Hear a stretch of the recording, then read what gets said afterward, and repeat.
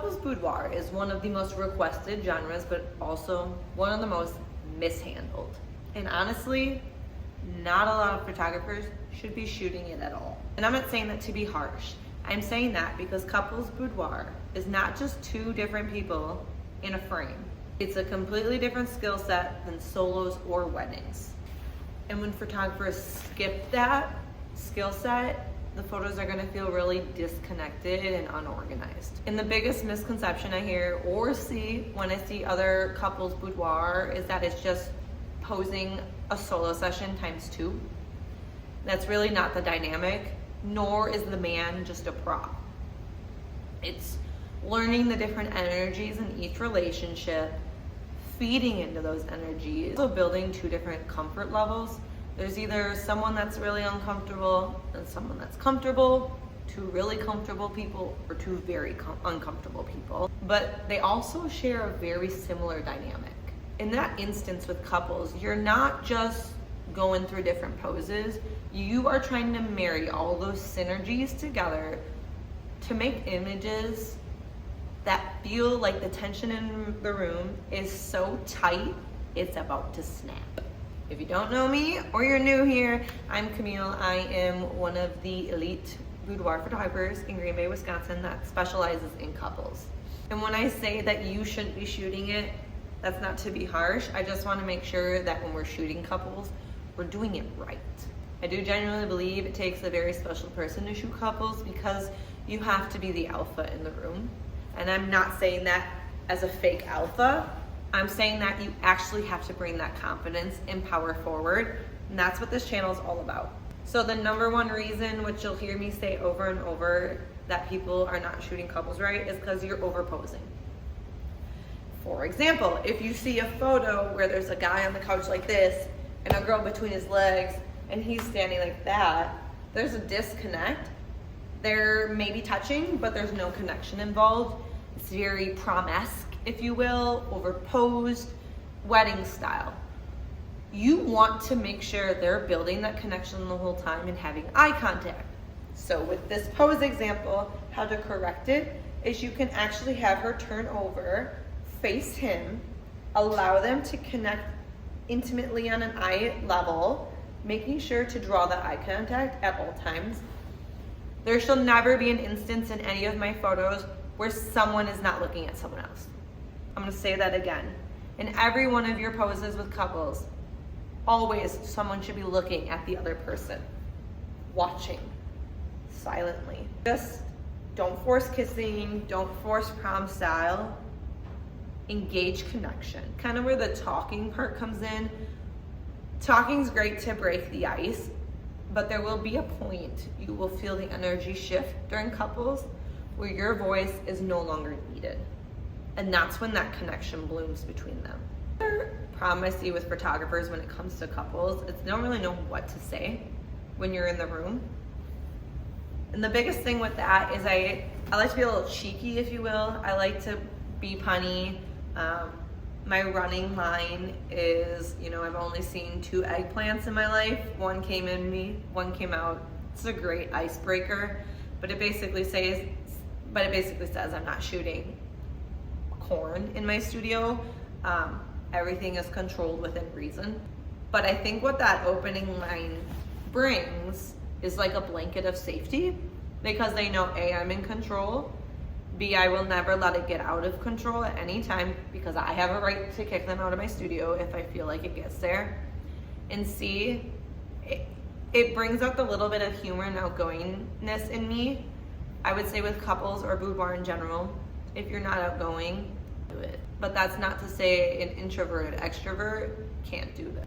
Another super simple thing to fix is not stacking your sessions.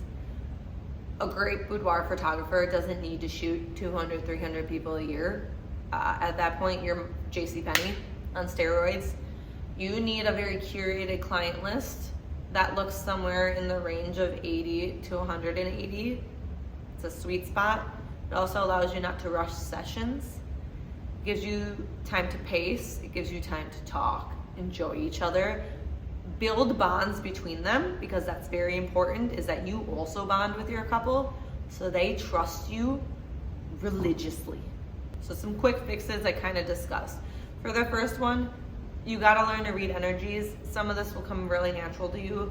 Some of it is something you're gonna have to learn. When I say read energy, understand when someone in the room is really uncomfortable with the situation. Sometimes I'll ask things that are a little bit intimate, but I need to know where the hard stops are in a relationship to make sure I never push it.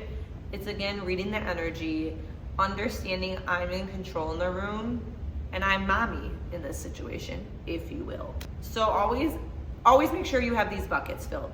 Who's nervous, who's leading, even though you're leading, someone in the relationship will lead, and who needs constant reassurance, because you'll shock yourself and learn it's not always the female that needs you to hype her up. Sometimes the guy also needs to be hyped up because they're a lot more self-conscious than they'll ever lead on. Another one with the timing is pacing.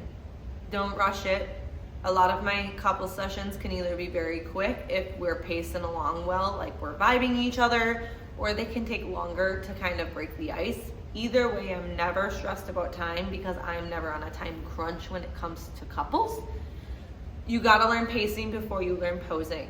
When I say that is know when to slow down, but know when to speed up. If they're getting into it, that is the time to speed. Speed up, move through, go with the energy and the flow. If they feel very nervous, very rigid, and the poses are very stiff, that's when you need to slow down. Give them space. Let them know they're safe.